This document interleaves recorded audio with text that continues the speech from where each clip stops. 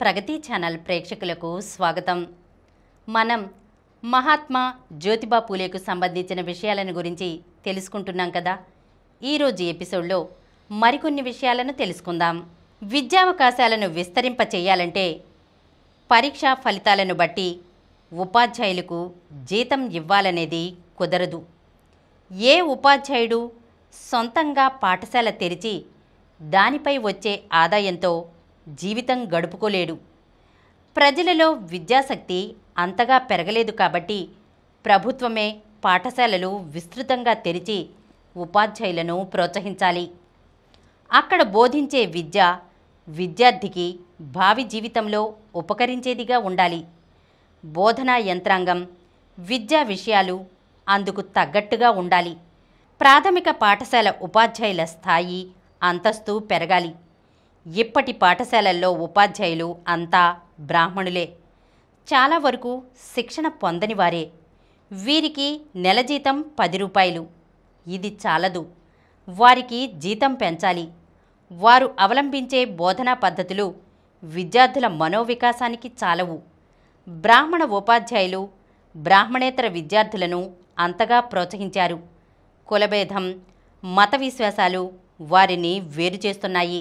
అందుచేత విద్యను అందరికీ అందుబాటులోకి తెచ్చే ప్రయత్నం చేసి బ్రాహ్మణేతర ఉపాధ్యాయుల నియామకం, పాఠశాలలో తగు సదుపాయాలు, ఉపాధ్యాయులకు తగు శిక్షణ వంటి విషయాలలో ప్రభుత్వం చర్యలు తీసుకోవాలి. పాఠ్యాంశాలకు సంబంధించిన విషయాలలో వ్యవసాయం, పరిశుభ్రత, అలవాట్లు వంటివి చేర్చాలి. విద్యాస్థాయి పెరగాలంటే ఉపాధ్యాయుల జీతాలు, వారి జీవనస్థాయి పెరగాలి. గ్రామాలలో గ్రామ రెవెన్యూ లెక్కల తనిఖీ, పోస్ట్ మాస్టర్ పని, స్టాంపుల అమ్మకం వంటివి ఉపాధ్యాయులకు అప్పగించి వారి స్థాయిని పెంచాలి. వారికి గ్రామంలో పలుకుబడి కల్పించి విద్యార్థులను పాఠశాలకు రాబట్టే ప్రయత్నం చేయాలి. ఎక్కువ మంది విద్యార్థులను చదివించి ఉత్తీర్ణులను చేసిన ఉపాధ్యాయులకు ప్రోత్సాహక అలవెన్స్లు ఇవ్వవచ్చు అని సూచించారు. గ్రామస్థాయి విద్యను గురించి జ్యోతిరావుకు ఖచ్చితమైన అభిప్రాయాలున్నాయి.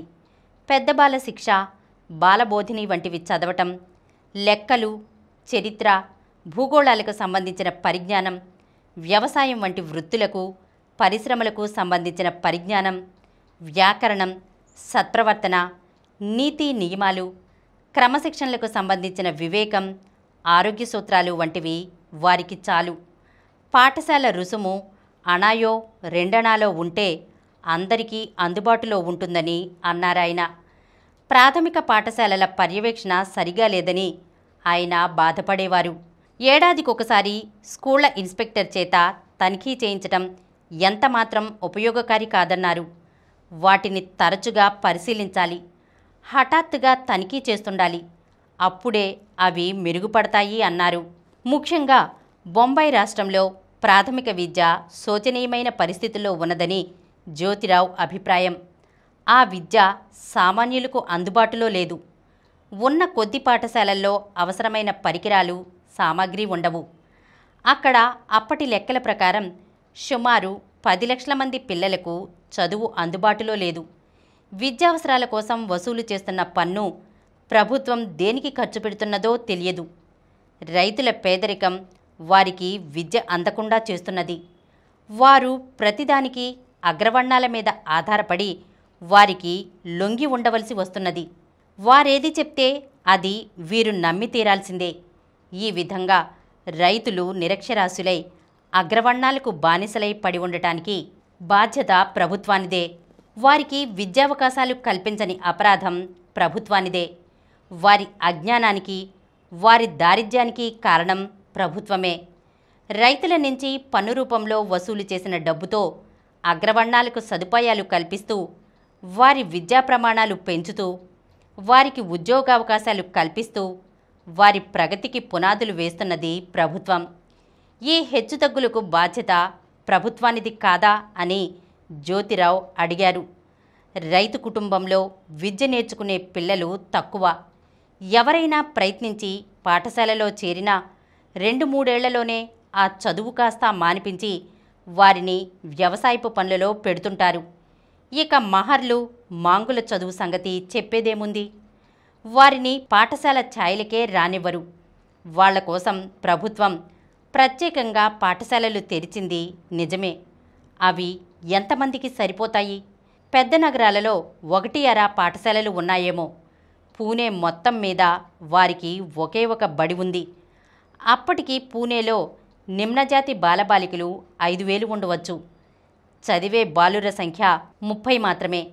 ఈ విధమైన చరిత్ర ప్రభుత్వానికి గర్వకారణం ఎంతమాత్రమూ కాదు అన్నారు ఆయన. ప్రాథమిక పాఠశాలల పాఠ్యప్రణాళిక గురించి జ్యోతిరావు చాలా ఆలోచించారు. ప్రాథమిక పాఠశాలల్లో నేర్పే చదువు పిల్లల భావి జీవితాలకు ఉపకరించేదిగా ఉండాలి. ఉపాధ్యాయులు ఉత్తమ శిక్షణ పొందినవారే ఉండాలి. ప్రస్తుతం ఉపాధ్యాయులు అంతా బ్రాహ్మణులే. వారిలో కొందరే శిక్షణ పొందినవారు. వారికైనా జీతాలు తక్కువ. వారి జీవన స్థాయి, ఆర్థిక పరిస్థితి బాగుంటేనే తప్ప వారి నుంచి ఉత్తమ విద్యను ఆశించలేము. ఉపాధ్యాయులు ఇతర కులాల నుంచి కూడా తయారవ్వాలి. అప్పుడే అందరు విద్యార్థులకు తగు ప్రోత్సాహం లభిస్తుంది అని చెప్పారు. వ్యవసాయానికి, భిన్న వృత్తులకు చెందిన విషయాలు పాఠ్యాంశాలలో చేరాలి. సమర్థులైన ఉపాధ్యాయులు చక్కగా చెబితేనే తప్ప విద్యా విధానం విజయవంతం కాదు. సమాజంలోని అన్ని వర్గాల వారికి, కులాల వారికి విద్య అందుబాటులోకి రావాలి. అలా చేయాలంటే పాఠశాలలు ఎక్కువ తెరవాలి. అన్ని కులాల విద్యావంతులకు అధిక సంఖ్యలో ఉపాధ్యాయ శిక్షణ ఇచ్చి వారి జీతాలు పెంచాలి. వారికి సమాజంలో గౌరవ ప్రపత్తులు కలిగించాలి. ఎక్కువ మంది విద్యార్థులకు చదువు చెప్పి ఉత్తీర్ణులను చేసిన ఉపాధ్యాయులకు ప్రోత్సాహక పారితోషికం ఇవ్వాలి. ఇలా చేస్తే తప్ప విద్య అందరికీ అందుబాటులోకి రాదు. ఇలా చేయకపోవటం ప్రభుత్వ దోషమే అన్నారు జ్యోతిబా. ఈరోజు మనం మహాత్మా జ్యోతిబా పూలేకు సంబంధించిన విషయాలను గురించి తెలుసుకున్నాం కదా. వచ్చే ఎపిసోడ్లో మరికొన్ని విషయాలతో కలుద్దాం. ఈ కార్యక్రమం మీకు ఎంతో నచ్చింది కదా. ఇటువంటి మరిన్ని వీడియోల కోసం అనతి కాలంలోనే 20 కోట్ల వ్యూస్ సాధించిన సమరం ఛానల్ సమర్పించు సమరం ప్రగతి ఛానల్కు సబ్స్క్రైబ్ చేయండి, లైక్ చేయండి, మీ ఫ్రెండ్స్కి షేర్ చేయండి. అలాగే ప్రక్కనున్న గంట సింబల్ని ప్రెస్ చేయడం మర్చిపోకండి. Please download Samaram Channels app from Google Play Store and watch your favorite channels. Click the bell icon and subscribe to the channels.